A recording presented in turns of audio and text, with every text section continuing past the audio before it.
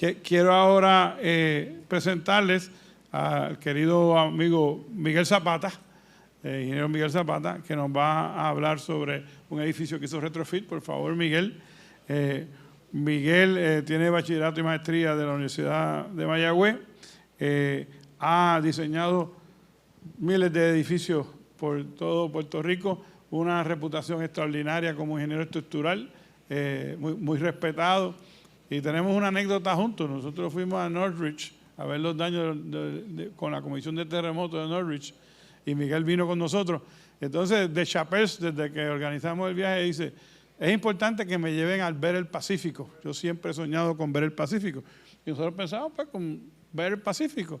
Entonces organizamos el viaje, vamos. Entonces Miguel cargaba con su cámara de video. Y cuando llegamos, bueno, Bernardo, vamos a almorzar, a cenar en este restaurante, que el restaurante queda en la orilla del Pacífico, para sorpresa de nosotros. Cuando, mire, Bernardo, en el Pacífico, ahí, Bernardo se quitó la chaqueta y empezó a coger hacia el mar, se ajodilló frente al mar y quería tocar las aguas del Pacífico. Así que ahí y él lo filmó. Pues un gran honor, los respeto, unos diseños extraordinarios, toda una vida entera de muchos éxitos de diseño estructural, y hoy nos va a mostrar un gran proyecto que hizo un retrofitting. Miguel. Muchas gracias, Pepe. Buenos días a todos. Primero que nada, pues apoyo las palabras del ingeniero Pepe Izquierdo hacia el ingeniero Ramón Carrasquillo, un gran ingeniero, un gran amigo, un gran puertorriqueño. Bueno, a Pepe se le olvidó decir que entonces él empezó a declamar frente al Pacífico. No sé si fue antes o después del restaurante, pero sí. Bueno, hoy nos trae aquí compartir nuestras experiencias en la evaluación y rehabilitación del complejo de estudios generales en la Universidad de Puerto Rico. Este trabajo nosotros lo empezamos a finales del 2003, principios del 2004, primero preparando las propuestas, buscando información. Para ese momento pues era muy poca la información que había y menos todavía los ejemplos que se habían hecho aquí en Puerto Rico.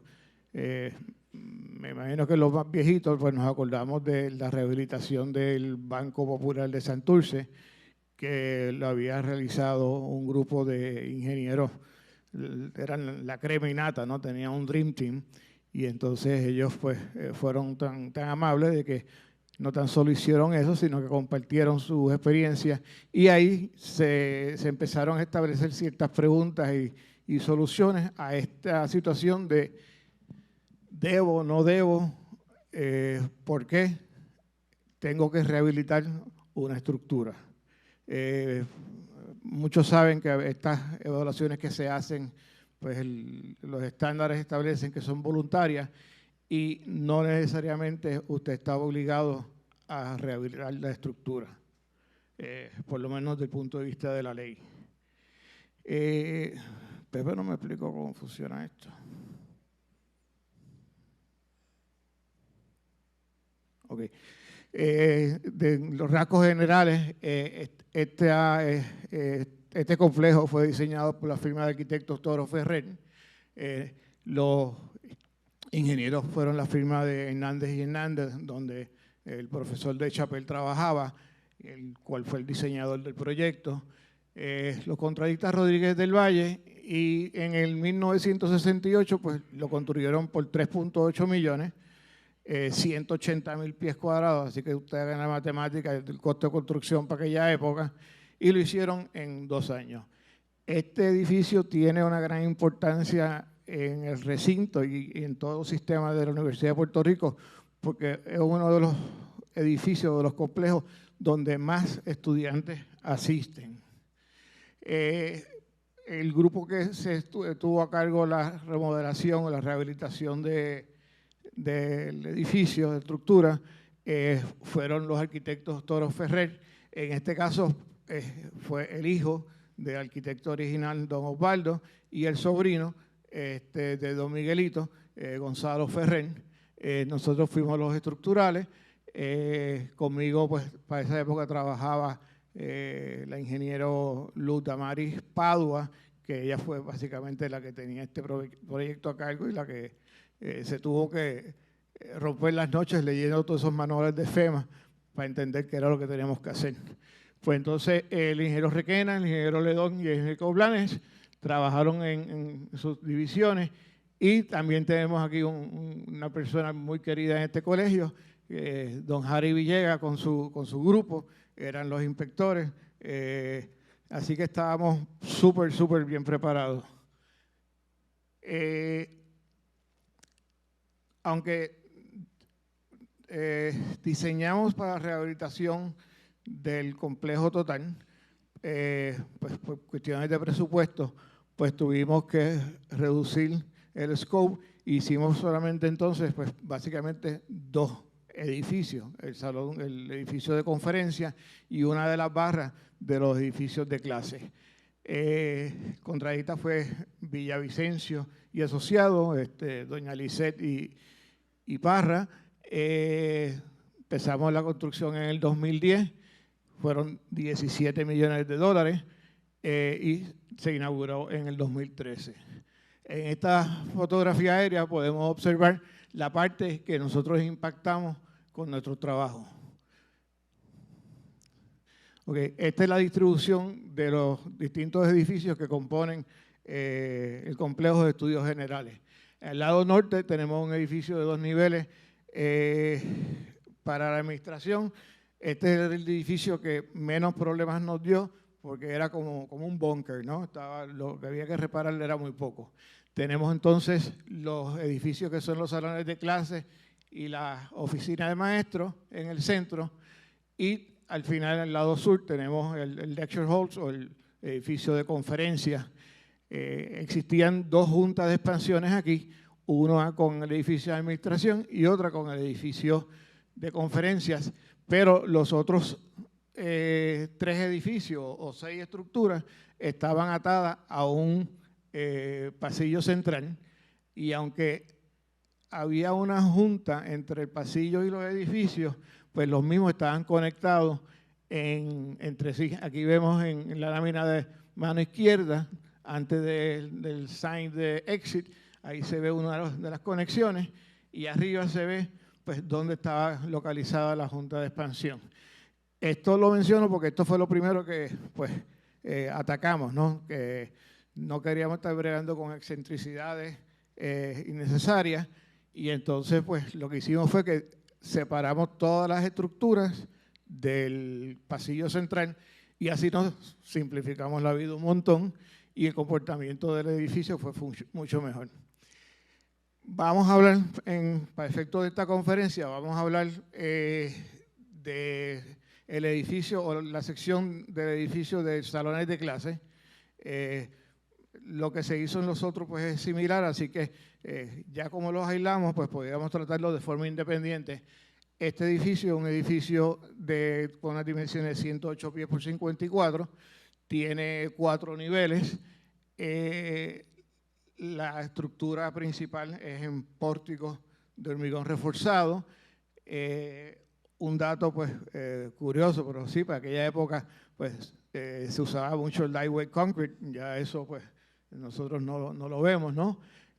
Y tenía, o sea, la estructura era una joyita, ¿sabes? Ese diseño estructural para esa época da gusto ver los planos, y evidencia de que el edificio estaba bien diseñado y bien construido es que nosotros cuando llegamos allí 30 y pico años más tarde, el edificio estaba como nuevo, el edificio estaba en muy buenas condiciones.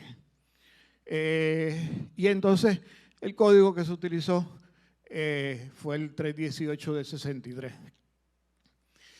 Aquí pues tienen una fotografía donde pues quiero ilustrarles los elementos básicos de la estructura. Esto no tiene mucho más. Vemos esta viga al frente, que es la viga perimetral con la viga de 36 pulgadas por 12, que esa es la viga que terminamos reforzando después porque tenía una deficiencia importante. Vemos las columnas en forma de cruz, vemos las columnas que no llegan a la zapata, y entonces las vigas postensionadas y grauteadas se ven corriendo pues hacia la pantalla, hacia el fondo. Esto es una copia del plano original. Lamentablemente no se ve con la precisión que quisiera, ¿no? Pero se pueden fijar en el detalle. Ahí está bien claro cuál era la filosofía de diseño para esa época. No sé, yo veo esto y me emociono, ¿no? Porque son eran trabajos increíbles, ¿no? Ok, entonces, si vemos la estructura plane del edificio en la que nos encontramos, fíjense que aquí solamente hay vigas y columnas, y fíjense que pues, aunque este edificio tiene una escalera en la parte de atrás, que lo vamos a ver ahorita, nosotros no la consideramos como parte del sistema de cargas laterales porque la conexión entre ella y el edificio era muy, muy floja.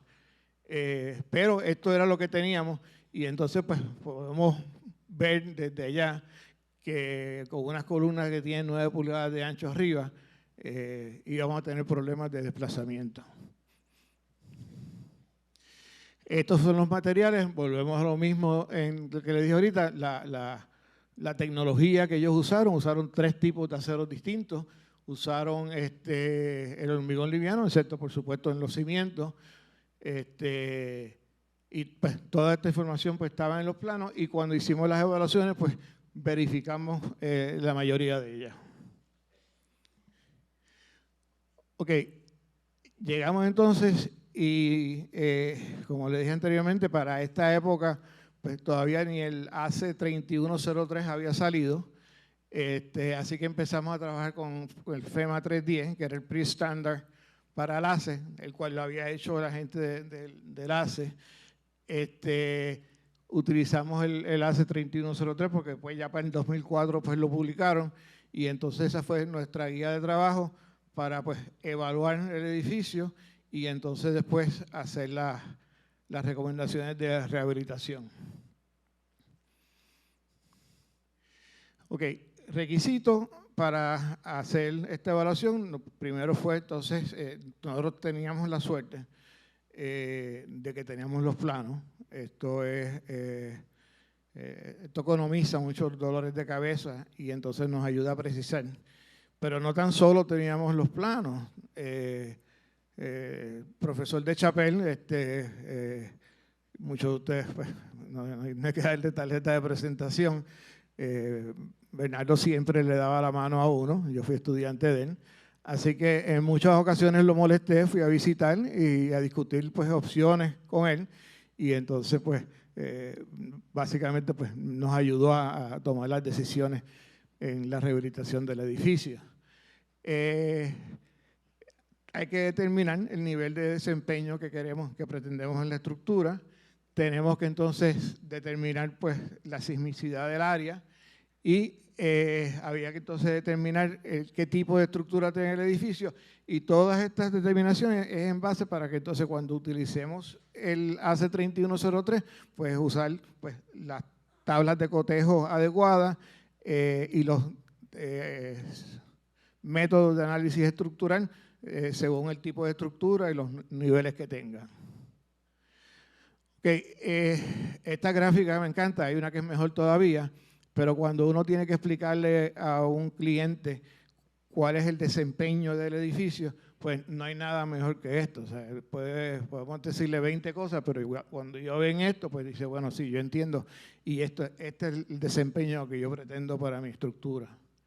Aquí están pues la definición, aunque el ACE 3103 lo que incluye es el life safety y la ocupación inmediata, pues ya en otros documentos empiezan a salir pues otros tipos de desempeño, otros niveles de desempeño que están permitidos, ¿no?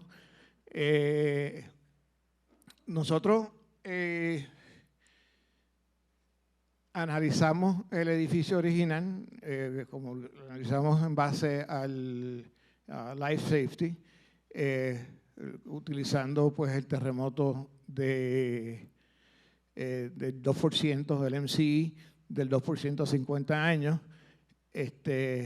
pues lo utilizamos, pero al final cuando llegamos a la realidad económica, muchas veces este tipo de trabajo, y más en aquella época. Ahora quizás es un poco más fácil porque pues, los clientes tienen una visual de lo que puede ser un terremoto en Puerto Rico, pero para aquella época pues eso era tabú, o sea, la gente no quería, hacía todo lo posible por no invertir en rehabilitar estructuras, quizás por eso que teníamos tan poca experiencia haciendo este tipo de trabajo. Y podemos quizás entender, porque cuando nosotros hablamos de esto, dice, bueno, vamos a hacer unos trabajos para un evento que tiene una recurrencia de 2.500 años. Y se ven acá, pero si el edificio lo que va a durar son 50 años, ¿para que yo quiero poner mi estructura bajo esas situaciones, no? Así que en el caso de nosotros, pues tuvimos que limitar pues, el desempeño del edificio a prevenir un colapso, que es básicamente lo que pretende el código, por lo menos en el 90% de los casos que se diseñen según el código, pues tienen la probabilidad de no colapsar, hay un 10% todavía que puede colapsar. Y entonces, pues el life safety para el terremoto que ocurre cada 500 años, pues, que pues, te permite pues quizás que el edificio pues, pueda ser reparado. Esto de los desempeños, recientemente se ha definido más como los costos de reparación de una estructura.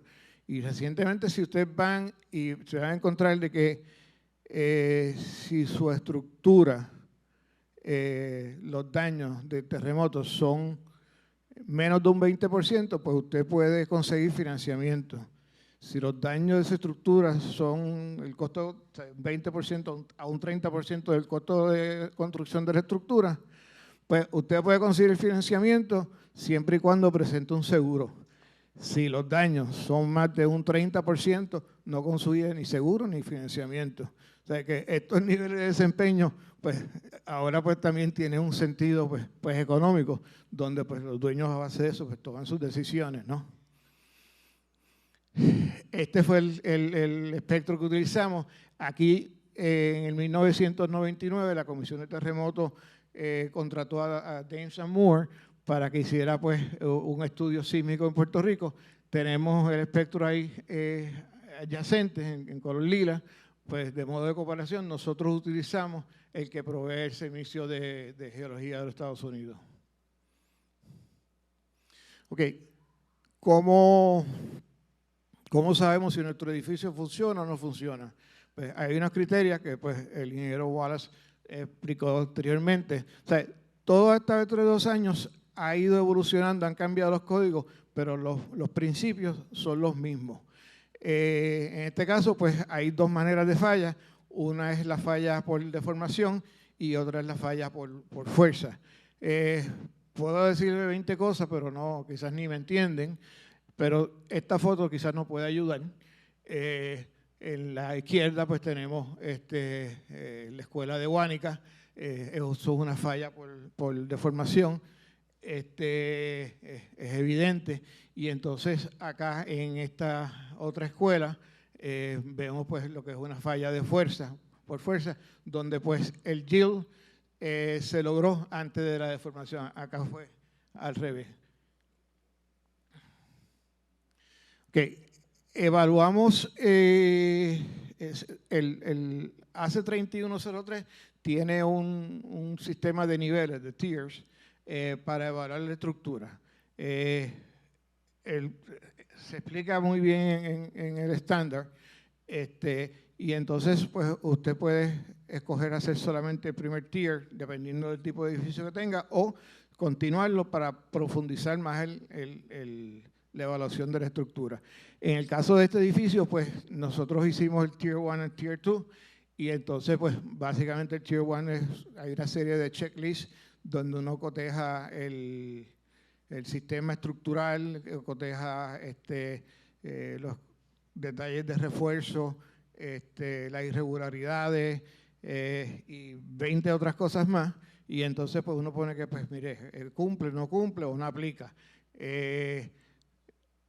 Y se hacen los checklists se hacen a base de los componentes estructurales, de los componentes no estructurales y tiene una parte también para la parte de suelo.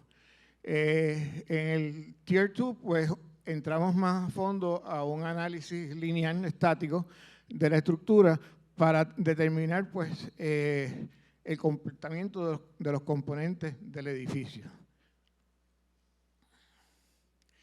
¿Qué encontramos? Pues en el Tier 1 encontramos pues, que teníamos problemas de pounding, teníamos descontinuidad en los elementos estructurales, especialmente en los ejes longitudinales, que algunas columnas no llegaban abajo, teníamos problemas en la capacidad de cortantes y tenemos también problemas de capacidad entre vigas y columnas. Por supuesto, los detalles de aquella época son muy distintos a lo que hacemos ahora en términos de los empalmes, en términos de los confinamientos, y pues todas esas deficiencias existen, que esos detalles son los que realmente pues, nos proveen la ductilidad en las estructuras. En el nivel 2, en Tier 2, pues profundizamos más y entonces confirmamos pues, qué elementos estaban fallando, qué elementos no estaban fallando. Y entonces después de esto, pues escribimos nuestras recomendaciones que donde establecimos que ante el terremoto de diseño el edificio pudiese colapsar.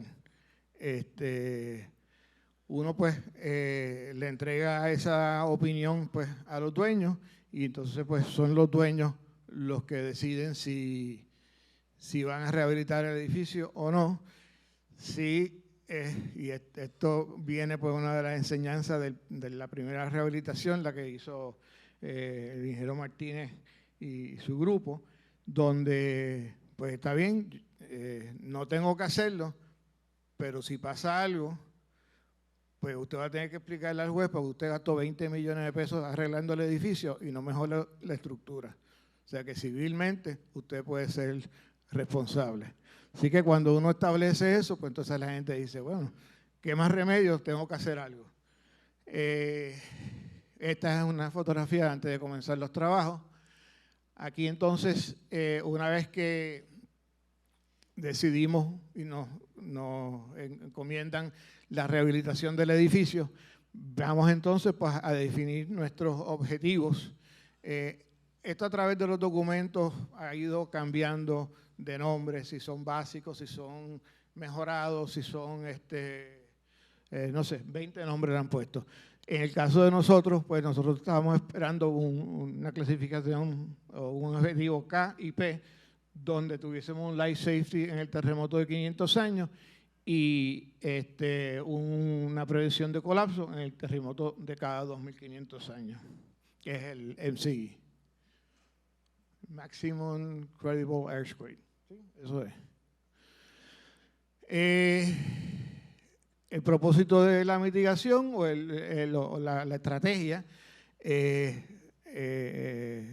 era, yo me acuerdo de esto porque pero uno siempre va con un muchacho a donde el profesor con estas ideas nuevas, ¿no? Y yo, no, profesor, ¿qué tal si le ponemos unos isolators y ponemos el edificio? Porque se veía pues, chévere. Y entonces rápido me trajo a la tierra y me dice, no, tú le vas a poner unas paredes a este edificio de cortante para aguantar los desplazamientos del mismo. Así que hasta ahí llegaron mis isolators en aquel proyecto. Y entonces pues la idea fue añadir unos muros de cortante y reforzar aquellos elementos que todavía pues recibían unas cargas que ameritaban pues, o requerían un refuerzo adicional. Estas son unas gráficas del trabajo, cómo empieza la rehabilitación. Aquí ven la gráfica porque eran los 3 edificios que se iban a rehabilitar. Nosotros estábamos trabajando con el de...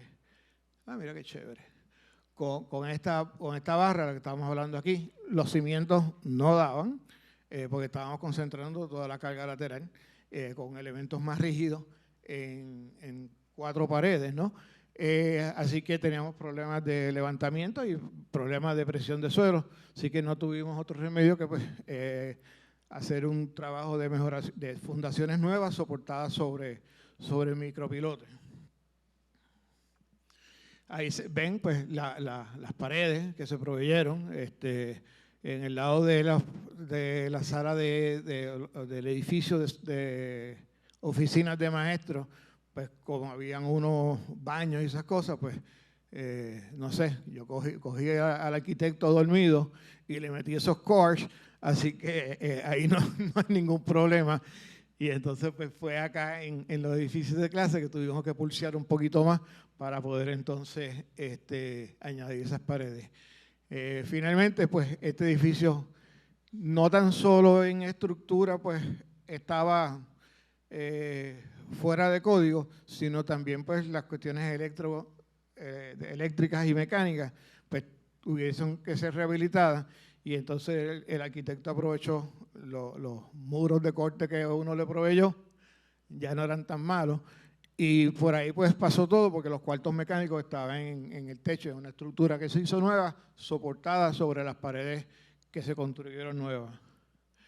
El objetivo, pues, o las cargas de diseño, hay unas disposiciones que para cierto tipo de estructura usted puede diseñar para el 75% de la carga que establece el código vigente, que en este caso era el US 97. Y entonces, pues las expectativas del desempeño, pues es la que yo le he mencionado anteriormente. Lo del 75%, pues hay gente que no está de acuerdo, hay gente que está de acuerdo, lo establecen los estándares. Y entonces está basado en varios principios, pero uno es que pues, uno está rehabilitando una estructura que ya existe, así que ya parte de la vida de esa estructura se consumió, así que quizás no amerita el tener que pues, tirarle el libro encima completo con todo el peso. Y también, que es lo que nos pasaba a nosotros aquí, o sea, si hubiésemos tenido que rehabilitar el edificio para un desempeño mayor, la inversión en el proyecto iba a ser muchísimo más grande. Ahí tenemos el modelo que se preparó para evaluar la estructura, ya incluyendo sus paredes. Y entonces, en base a esto, pues básicamente volvemos al principio, volvemos entonces a evaluar la estructura para ver cómo es su comportamiento, cómo fallan los elementos, qué elementos hay que reforzar y si si todavía tenemos deficiencia en el desplazamiento del edificio.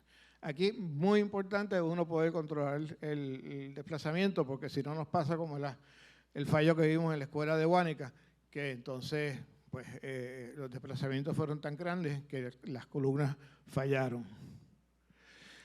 Tenemos una fotografía aquí de la primera demolición, donde van a suceder pues, las paredes de cortantes. Ven acá en la figura a mano izquierda las áreas que se demolieron. Esta área que está a mano izquierda, que es vertical, ¿cómo era esto aquí? Eso sucedía solamente a nivel de primer piso y era un techo metálico y se eliminó. Aquí vemos una fotografía de la construcción de los cimientos. Vemos, se demolieron las zapatas existentes, se instalaron los micropilotes y entonces se fundió la zapata utilizando pues, el acero existente de las columnas, ¿no? Y esta fue la máquina que se utilizó para la construcción de los micropilotes. Estos son los detalles del refuerzo de las paredes. Estas son las paredes que van en la dirección norte-sur, las cuales pues, estaban acopladas entre sí. Vemos aquí la construcción de las paredes, tanto en la fachada, en la dirección este-oeste, como esta que es en la dirección norte-sur, uno de los extremos. Por último, no por último, pero aquí tenemos un diagrama de cómo se veía la planta. Esa es la envidia de cualquier ingeniero estructural, conseguir una planta así simétrica, con todas las paredes iguales. Eso es lo que uno quiere en una estructura, ¿no? Eso es como uno se quiere montar en un avión que las dos alas sean iguales. Así que ahí vemos la escalera que mencioné, pero este conector que estaba aquí, que era en acero, era muy débil. Así que nosotros pues evaluamos la escalera, vimos que la escalera era estable, que no se iba a volcar, y entonces pues la dejamos conectada, pero no la consideramos en el análisis.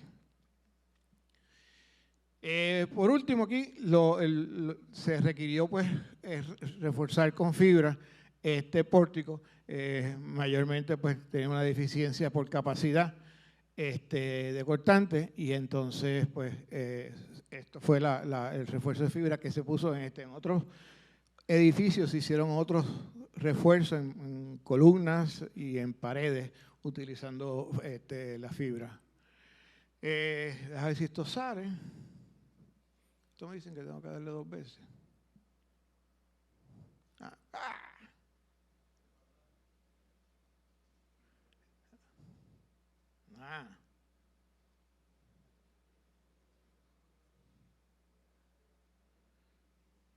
Ahí va. Nada, esto es una simulación que se hizo de cuál fue el proceso de demolición, y se demolieron las losas para darle espacio a la estructura nueva. La demolición no ocurrió así, ocurrió al revés, del techo para abajo, pero eso es, ¿cómo se llaman los artistas? Pues, libertad de artista, ¿no? Para hacerlo como quería. Se demolieron los cimientos, se instalaron los pilotes, se construyeron los cimientos nuevos, y entonces pues ahí se fueron construyendo pues las paredes y las losas hasta llegar al nivel superior.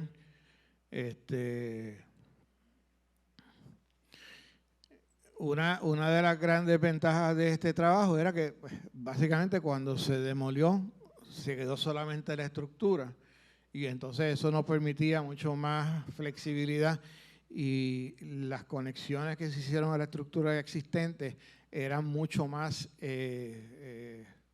fuertes, ¿no? Eran mucho más viables, no teníamos que estar pegándonos cantito a cantito, sino que teníamos pues la capacidad de conectar estos elementos nuevos a la estructura.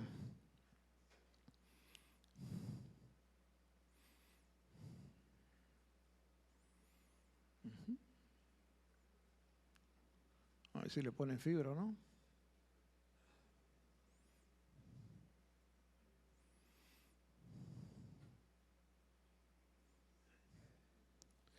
Ahí ven la fibra ya lo último. Y bueno, así quedó el edificio. Podemos ver aquí una de las paredes de cortantes añadidas. Acá, aunque esto no se trata del edificio adyacente, esto fue otra pared que tuvimos que añadir, y estas columnas tuvimos que forrarlas en fibras, ¿no? Y eso es todo. Si tienen algún tipo de pregunta, pues aquí estoy disponible.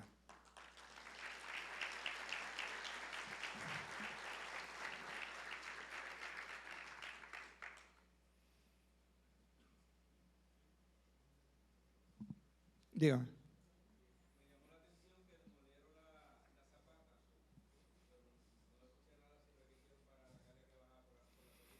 La estructura se apuntaló. Estaba apuntalada a ambos lados de la excavación. Estaba apuntalada según el contratista entendió. Sí, pero sí quedaban en el aire. Dígame, Rafa. Yo vi que la construcción original costó $3 millones. 3.8 millones de dólares. 3.8, y la restauración o remodelación costó 17 millones, que son casi 6 veces. ¿No se consideró demoler el edificio completo y volverlo a hacer de nuevo? Bueno, para que el arquitecto de la rehabilitación era el hijo del arquitecto que lo diseñó. Este edificio ganó premios.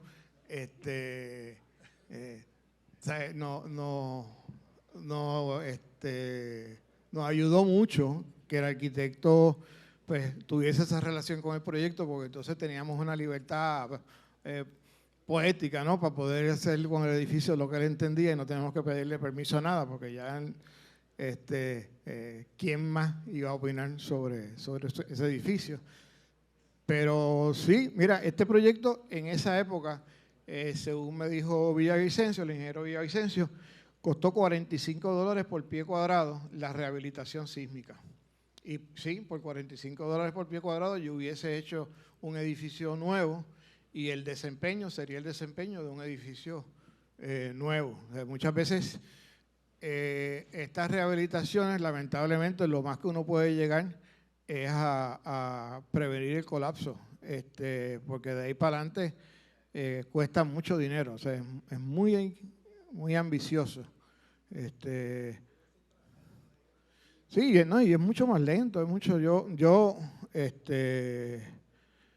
sea, entiendo que hay ocasiones que sí, que se puede rehabilitar una estructura y darle un uso nuevo y se puede justificar, pero la mayoría de las estructuras es mejor tumbarlas y hacerlas nuevas.